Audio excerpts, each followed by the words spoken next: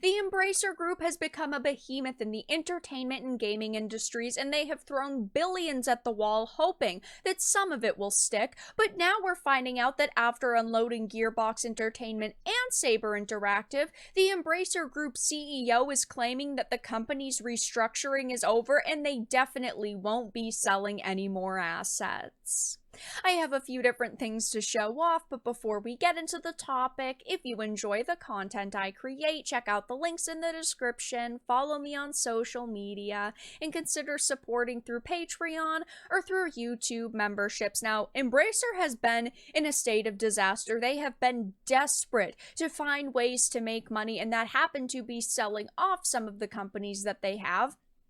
And while they are saying that they are done, I don't necessarily believe that. We have seen many layoffs over the past few months from them. We have seen all of these large sales, and it all stems from a $2 billion deal falling through for them back in May. And they have not, at least as far as we understand, recouped all of that money. They have not made the $2 billion that they initially expected from that deal. Now, of course, with unloading Gearbox and Saber Interactive, that has been about $1 billion roughly, but layoffs only go so far, and there haven't been any more sales. It says Embracer CEO Lars Winchfor recently detailed that the company's restructuring program has ended after the company shut down Volition and sold off Gearbox and Saber Interactive. He announced the restructuring program back in June after the $2 billion deal collapsed in May.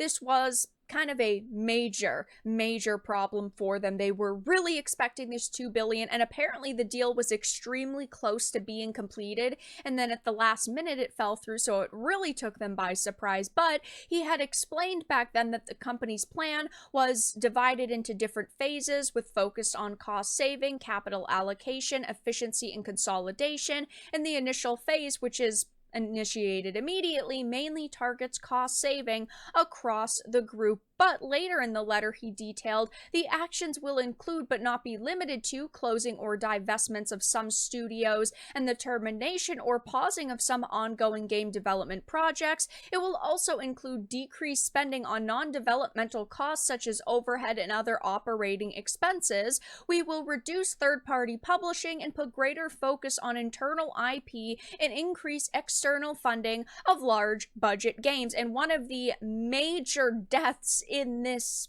scenario has been Volition. Of course, they put over $100 million towards the Saints Row reboot, and it seemed that they were really expecting that to take off because, of course, the Saints Row franchise before that had been extremely profitable, even with Saints Row 4, which people were not so keen on, and I know that it was pretty divisive. It still had a lot going for it, and there were still a lot of people who ended up buying it. I mean, we are talking about $1 billion franchise here, but with the Saints Row reboot, they almost immediately announced that it was a financial failure. It did not do what they expected, and then very soon after launch, we heard about the closure of Volition, which of course broke a lot of people's hearts because they had created good content in the past, but at the same time, for those who really watched the backlash to the teasers and trailers and watched how the community manager said criticism equaled terroristic behavior, and then other developers on the project coming out and saying that gamers were spoiled brats, it just always had seemed like it was going to be a fail. And then launch came around and nobody really ended up playing it, and that was a nightmare for them. And of course that ended up leading to the closure of a 30-year-old studio, Volition. And then, of course, most recently, we've heard about all of these mega sales. In March 2024, Embracer sold off Gearbox Entertainment to Take-Two Interactive Software, and it sold off Saber Interactive to Beacon Interactive. Beacon Interactive is controlled by Saber Interactive's co-founder, who was also the Embracer Group's interim chief operating officer, which is quite interesting.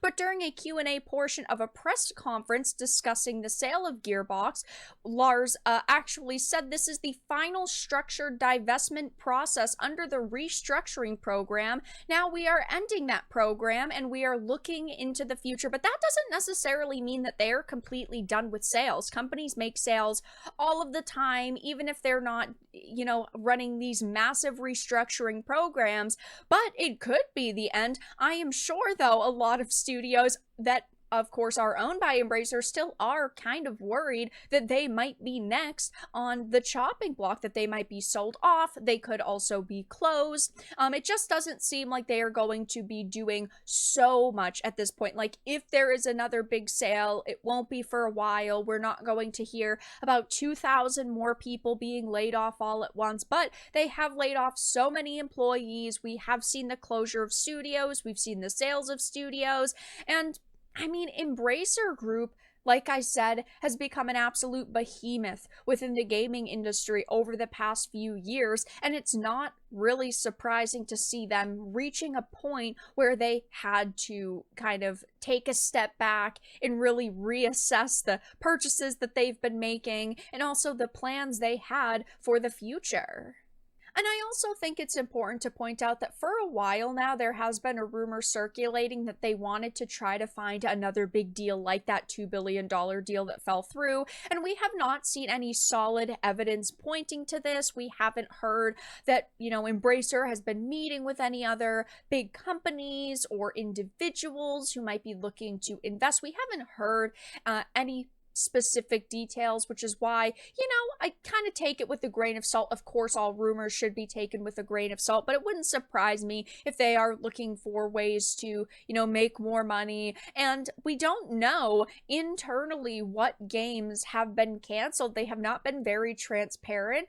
They have admitted that many games internally have been shelved, but we don't know exactly what games those are. So, of course, I will be keeping my eye on that going forward. But, all we can really hope for at this point is that the companies like Gearbox and Saber go and they make amazing games. The games that, of course, Embracer was expecting them to make, and they didn't end up doing that. Like with Saber Interactive, they have the Knights of the Old Republic remake, and even though it has been in development hell, a lot of people are still very hopeful, and even the developers and the director of the game has come out and said, they're very confident in their vision and the way that development is going now that they've restarted it. So it seems like we will be getting that. And of course, when it comes to Gearbox, it's a little bit more questionable because, of course, Borderlands 3 was extremely divisive. There were a lot of people who didn't like it. And then, of course, we got Tiny Tina's Wonderland. What a tongue twister. And that was a game that was, relatively positively received, but at the same time, it still wasn't what people were expecting. And we do have the Borderlands TV series that's going to be coming out soon, and that has faced a lot of backlash already. A lot of people are not very happy with the casting decisions that they made. So there's just a lot of questions right now surrounding what these companies will end up doing, and of course, what Embracer is going to do in the future. The CEO is, of course, claiming that the company restructuring is over and they won't sell any more assets, but obviously, only time will tell. But that's all that I really had to discuss in this video. Let everyone know your thoughts in the comment section down below. If you enjoyed this, give it a like, and if you didn't, give it a dislike. I appreciate your support either way, but we'll talk to you all again in the next video really soon.